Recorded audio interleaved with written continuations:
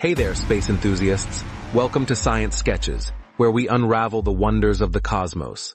Today, we're exploring the expanding universe and the secrets it holds. If that sounds exciting, hit the subscribe button and join the adventure.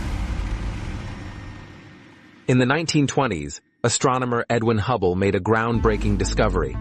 Galaxies are moving away from us, and the farther they are, the faster they're receding. This was the first evidence that the universe is expanding.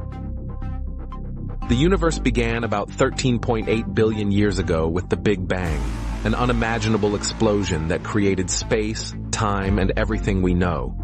Since then, it's been expanding, with galaxies carried along like raisins in a rising loaf of bread. At first, the expansion was rapid, a period known as cosmic inflation. Later, it slowed due to gravity. But about 5 billion years ago, dark energy took over, accelerating the expansion once again.